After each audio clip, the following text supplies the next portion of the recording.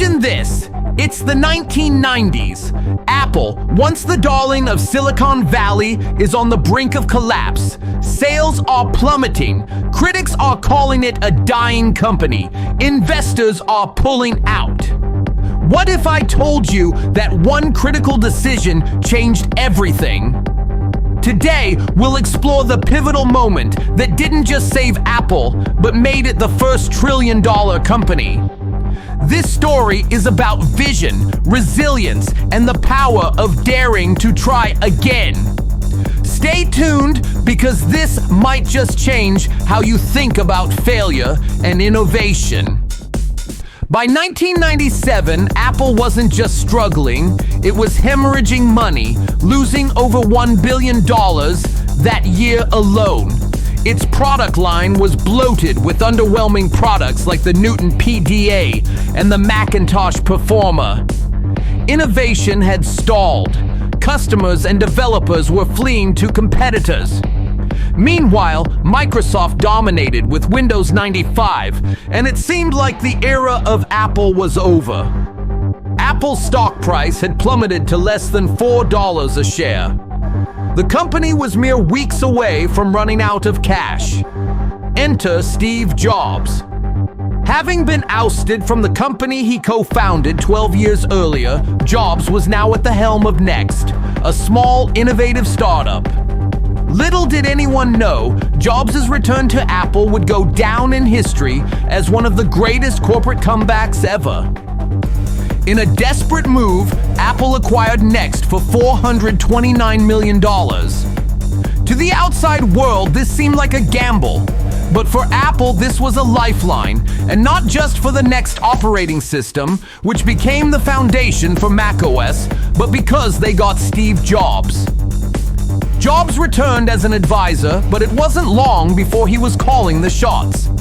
His first order of business: simplify.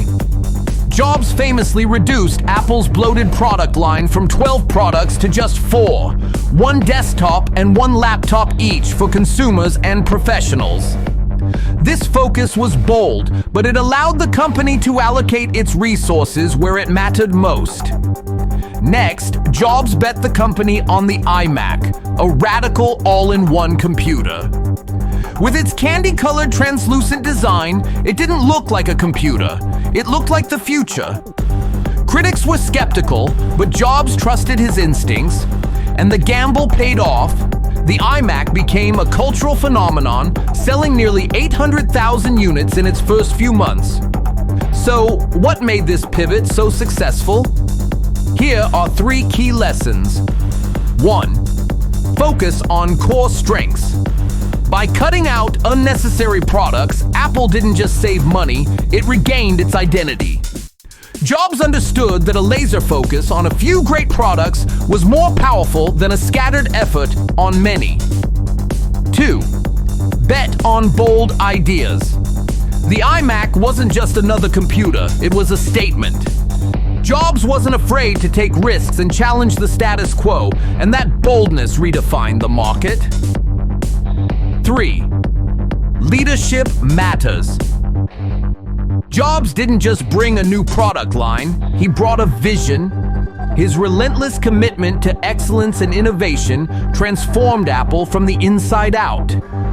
This pivot taught us that failure isn't the end. It's an opportunity to reassess, realign, and rebuild. For Apple, 1997 was less a collapse and more a reset button. The start of a journey that led to the iPod, the iPhone, and ultimately, Apple becoming a trillion-dollar company.